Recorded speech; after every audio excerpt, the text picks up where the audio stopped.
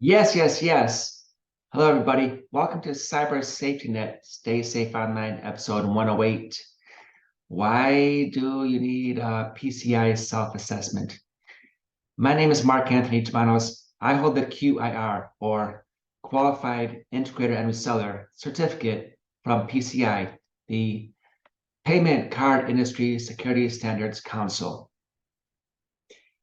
They are an international organization based in Boston. They're in the private sector, which is pretty rare because most of the assessments and compliance work I do is for public sector. Like, for example, HIPAA for organizations that have access to medical data. There are federal and state laws that you have to comply with. But with PCI, it's private sector. You don't have laws, you just have mandates and expectations from the banks that you use to process your charge card transactions. PCI was formed when Visa, MasterCard, Discover, Amex, and the Bank of Japan decided they need an organization to improve the standards. They wanted to increase the security and reduce credit card fraud. And that is how they created PCI, or the Payment Card Industry Security Standards Council. Today's presentation is sponsored by my fourth book, How Hacks Happen. In How Hacks Happen, there are two author personas. There's me, Mark, the good guy who wants to protect you. There's Brad Cracker, the bad guy, the hacker. He wants to rip you off. He's good at hacking. He says hacking is easy, and he likes the easy money. If you saw episode 102, you learned about the CIA Triad, or the Confidentiality, Integrity, Availability Triad. We're talking about auditing or assessing your security, or lack of security. I've seen a lot.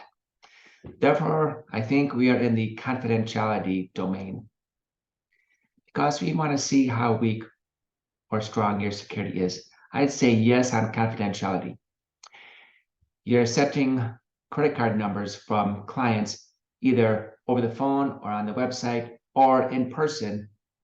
You got to make sure that the credit card number is secure and that bad guys do not get access to the credit card numbers that your customers have shared secretly with you. There are multiple reasons why you should do an audit. One is you set high standards. And yes, I did say audit. And when I was learning about PCI and HIPAA assessments, I said, what's the difference between an assessment and an audit?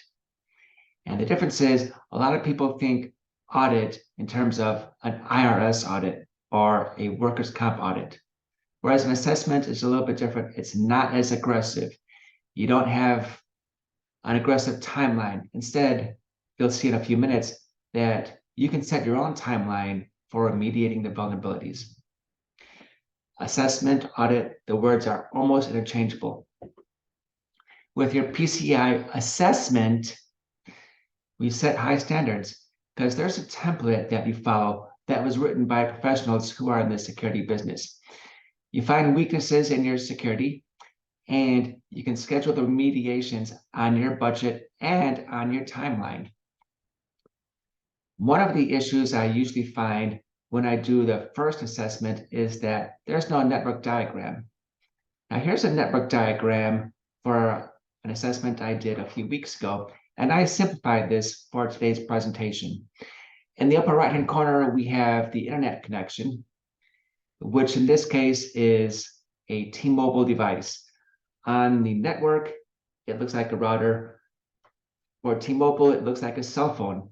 So this restaurant in Sacramento has a T-Mobile router.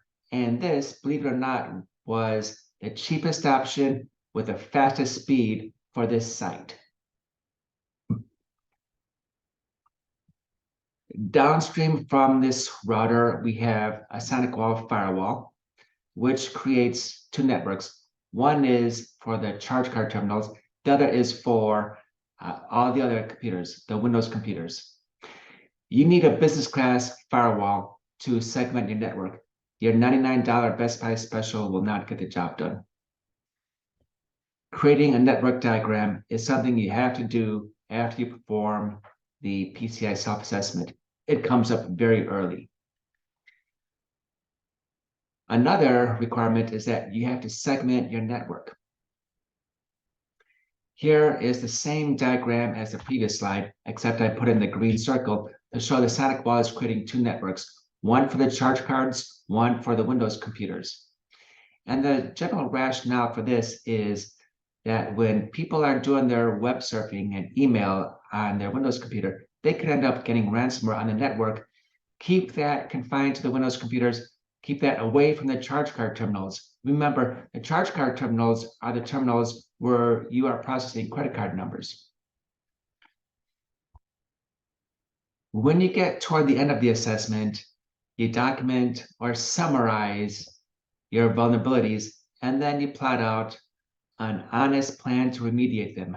Remember, with this assessment, you can schedule the remediations on your timeline and on your budget. It's not as heavy-handed as HIPAA mandates or FINRA or GLBA. You do have to make honest progress toward remediating your vulnerabilities. Now, at this point, somebody usually says, "Oh, Mark, we just don't need your expensive security. We don't need your expensive security solution." And I'm going to turn off my screen share for this one. If I had $1 for every time somebody told me they're under the radar or they don't need my expensive security solution, I would live in California. My friends, I live in a suburb of Sacramento.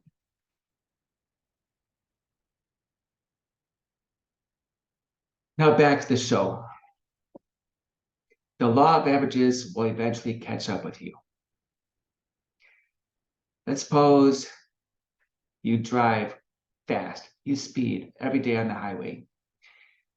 You'll speed today, you'll speed next week, you'll speed next month, but eventually the law will catch up with you and give you an expensive speeding ticket. You are not under the radar, the law of averages will catch up with you.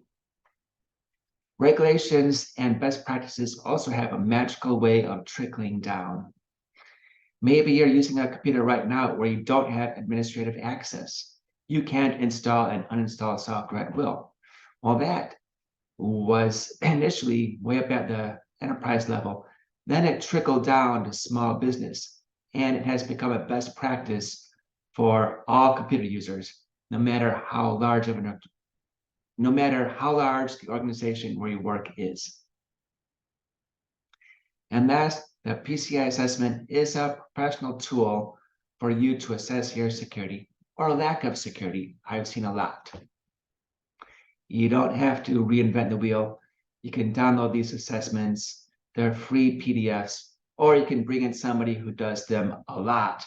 That way, you get somebody who sets high expectations and brings information and wisdom they learned from other sites into yours. I know your time is valuable, and there are other places you could have been, but you chose to be here. You chose to listen to me, Mark Anthony Germanos, tell you that you need to assess your network security or lack of security. And for that, I thank you. Good day, everybody.